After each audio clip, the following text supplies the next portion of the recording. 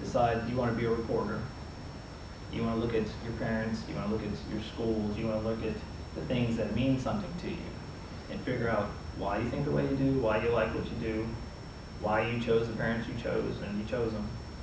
Whether you hate them or not, there's a reason, and that's one of the reasons you have to figure out why you chose them. Most of the work I do is around helping somebody realize they have free will, and everything you do is a choice. Everything you experience, you are a co-conspirator in at some point. If you're familiar with Abraham and all of his stuff, and Esther and Jerry's gone now, but he's still held it. You know that you are a co-conspirator with the universe. You've heard all this, you know about the vortex, you know about law of attraction, all that stuff.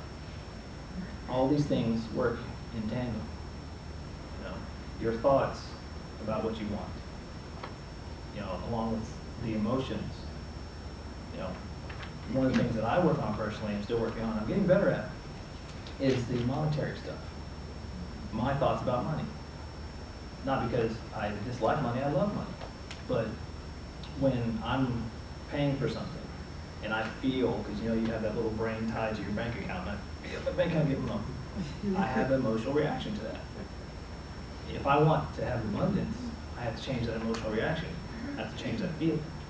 You know, I can sit here all day and go, I think I'm rich, but I don't feel it. You know, and it's a combination of things.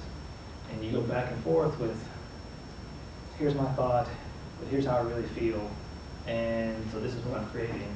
You know, we can put the formula up and use the formula to give you a guidepost to do your work. But you know, your thoughts plus your emotions, and emotions are good, bad, and indifferent. They're just emotions. It's your perspective on those emotions that really kind of give them power. That equals the feeling.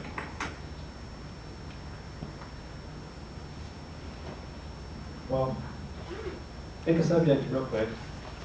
Money, relationships, family, whatever. Whatever pops in your head. Close your eyes and just feel. What is the feeling surrounding that emotion? What is the feeling surrounding that thought? Why do you have that feeling connected to that thought? This is where your investigation starts. This is where the work starts. If that feeling is not the feeling you want, then you might want to do a little investigating on why you feel that way with that particular thought. And being a private eye into your life is probably one of the best ways. You want to live in a perpetual state of kind of questioning and wonderment. Why am I who I am? Why do I think the way I think? Why do I react the way I react? Because if you realize that your perspective colors everything, and that nothing really is anything, then how come when that guy cuts you off in traffic, do you want to kill him? All he did was come into traffic. He didn't think he did anything wrong, but you have a knee-jerk emotional reaction to that. That's training. That's ingrainment. Yes, ma'am? Now, if you can control your thoughts and your emotions, and therefore can't you control how you feel and how, you know, like you said, everything is down to willpower. Mm-hmm. And if you can control how you feel, and don't you think people could have a bigger grasp and have more connection and more acceptability to other people? Yeah, that's where we're working towards. And that's one of the biggest jobs for Indigos, for the new kids, is to help people out of their old paradigm of belief and into the new one. You know, one of the most prevalent paradigms right now is, if it's too good to be true, it probably is. Why? Shouldn't it be, if it's too good to be true, it should be true? People are afraid of a lot. Right. Because we've been ingrained to do a society of fear. You know, so we're trying to move out of fear into love.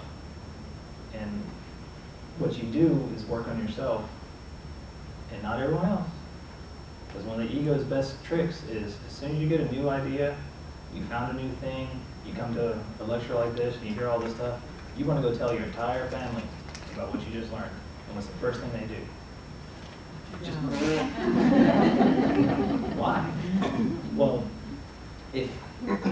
it's part of the process.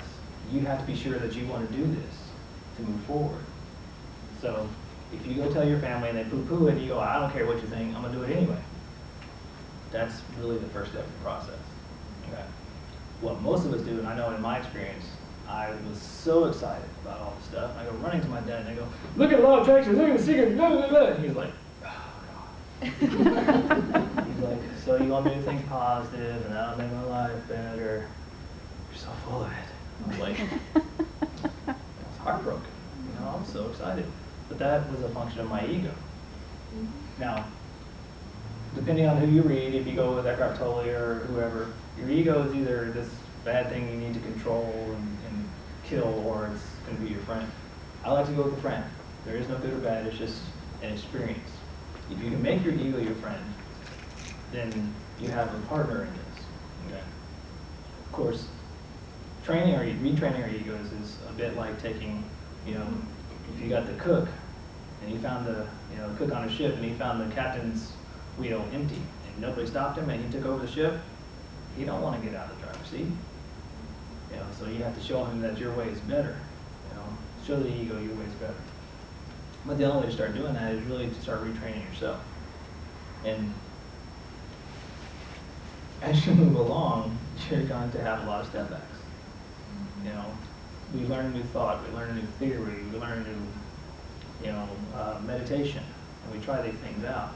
And we're great for a while, and then we get bored, or it gets routine, or then we find ourselves doing something else, and then we all of a sudden go, wait, I was so motivated a minute ago, now I'm just doing the same old stuff. And then we get down on ourselves. Well, the process goes a little something like this. When it's time for a change, you realize it's time for a change, you have the aha moment. Doesn't mean you're changed yet, it just means it's time to start changing. So you become more and more aware of that behavior you want to change. As you're becoming aware of that behavior, it kind of goes like this. I'm aware of it, but I can't do anything about it, it's just the way I am. I'm aware of it, I can't do anything about it, but I'm trying. I'm aware of it, I can't do anything about it. I want to stop, but I can't. You get to a point where you realize that you're doing a behavior, you see yourself doing the behavior, you can't stop yourself doing the behavior, you're mad at yourself, but you do it anyway. Each time you think that thought, you're retraining your brain. That behavior is just a trained thought. And as you work through those thoughts, you're working through behavior and you're basically making new neural pathways. The other neural pathways haven't gone anywhere. So you still have to detour as often as possible. But as you see yourself